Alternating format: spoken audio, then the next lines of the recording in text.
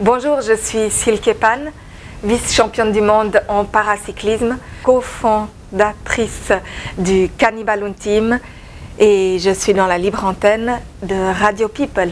Bonjour Silke, quel bonheur de te rencontrer et d'être ici à Aigle. C'est l'antre du Cannibaloon Team, ici c'est très haut, il y a des ballons pas partout parce que voilà, c'est plutôt discret parce que quand on voit les réalisations que vous faites avec ton mari, avec Didier, hein, vous faites des trucs extraordinaires. Vice-championne du monde, il a manqué, je montre la médaille, hein. Oui elle est là la médaille, ici. C'était à notre ville, cette année 2015 et tout. Il a manqué quoi pour être championne du monde? Combien il a manqué? Le temps? Ah, il a manqué, quand même bien 2 minutes. Mais c'était c'était un parcours je vais expliquer, un parcours de 42 km. Et on a eu un parcours très technique avec beaucoup de montées et beaucoup de virages serrés et tout. Et les athlètes, les concurrents, se sont beaucoup séparés. On n'a pas pu rouler en peloton. Et là, il y a eu une athlète qui était devant, moi j'étais en deuxième et la troisième était très très loin derrière. Enfin vraiment on avait et entre chaque concurrent il y avait pas mal d'espace parce que le parcours favorisait ça. Enfin c'était vraiment c'était pas un parcours habituel, plutôt à plat, avec juste un petit peu vallonné, avec des larges virages où les pelotons restent ensemble. C'est vraiment, ça marquait beaucoup les différences physiques, les différences d'handicap et tout ça, quoi. Derrière celle qui a gagné, qui est championne du monde, j'ai déjà roulé en aspiration, je sais qu'il n'y a pas de souci. Par contre, c'est vrai que si elle fait un sprint au départ pour décrocher tout le monde, elle a, après c'est pas vraiment possible de la rattraper, surtout qu'on a une différence au niveau de l'handicap qui est énorme. Elle a beaucoup moins de handicap que moi, donc à ce niveau-là, physiquement, on n'est pas comparable, on n'a pas les mêmes données de base, quoi. Ça veut dire quoi, beaucoup moins de handicap que moi? Elle est aussi paraplégique comme toi? Non, pas du tout. Ah. Justement, elle n'est pas paraplégique. Ah, d'accord. Elle est entre guillemets, elle est seulement amputée, donc il lui manque une jambe. Mais ça veut dire qu'elle a tout son corps qui fonctionne. Enfin, elle a un corps qui fonctionne normalement. Elle n'a pas du tout cette masse morte à partir du nombril à porter, avec des dysfonctionnements avec des spasmes, des dysfonctionnements au niveau du diaphragme, du bas-ventre et de ces choses comme ça qu'on a quand on est paraplégique. Mon père était physicien et il a eu une proposition de job très intéressant à l'EPFL. Et au départ, c'était pas prévu qu'on reste tout le temps.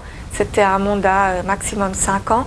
Et puis finalement, il a pris pied là-bas, ça s'est trop bien passé pour lui. Voilà, exactement. Ouais. Et mon père n'a pas voulu repartir. Et fille unique? Non, j'ai encore 2 sœurs. Et mon père a eu après une autre famille. Mes parents se sont divorcés. Et il a encore eu 2 autres enfants. Donc j'ai 2 demi-sœurs, demi-frères et encore 2 sœurs avec lesquelles j'ai grandi. Ma sœur aînée, elle est un petit peu différente. Enfin, elle a un handicap mental. Et puis du coup, dans beaucoup de choses, j'ai plutôt dû prendre le rôle de grande sœur. C'est plutôt toi qui as fait voilà. Elle a eu un handicap depuis la naissance ou bien? Depuis la naissance, oui. D'accord. Ouais. Comment on vit avec une grande sœur comme ça, un peu différente? Comment ça s'organise quand on est adolescente, quand on est la petite sœur?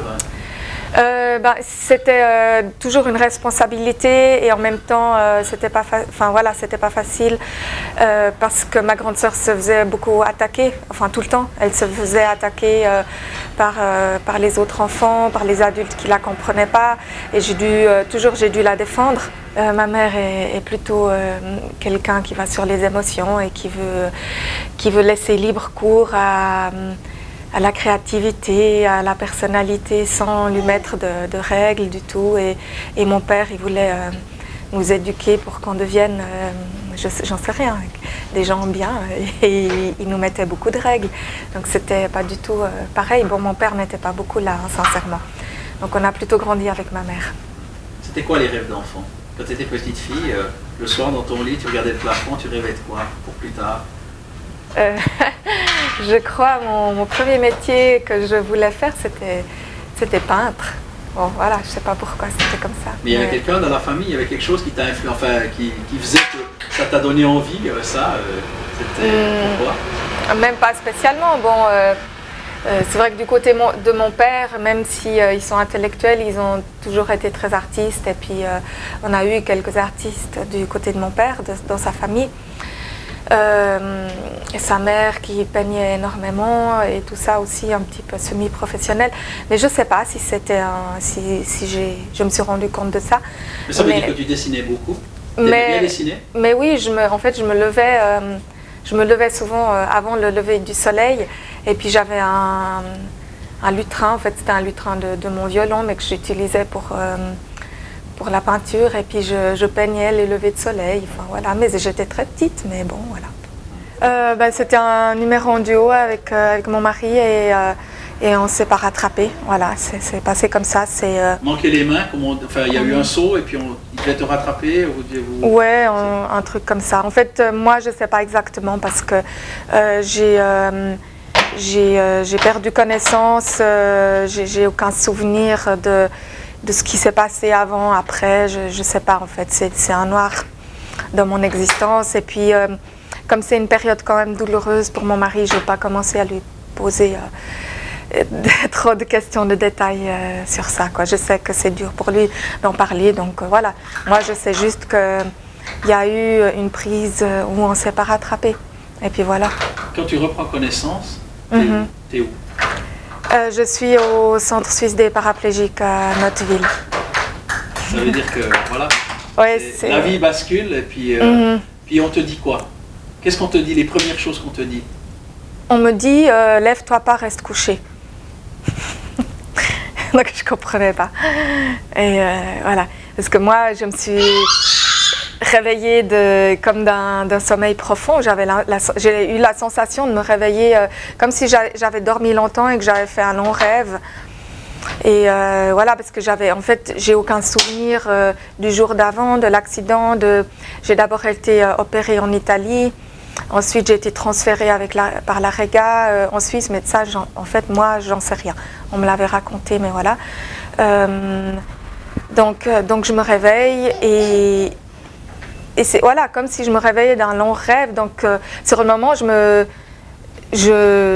demande un petit peu où je suis. C'est des fois, quand on a dormi longtemps, on ne sait plus dans quelle dimension on est. On se demande, est-ce que je suis encore dans le rêve ou est-ce que je suis dans la réalité?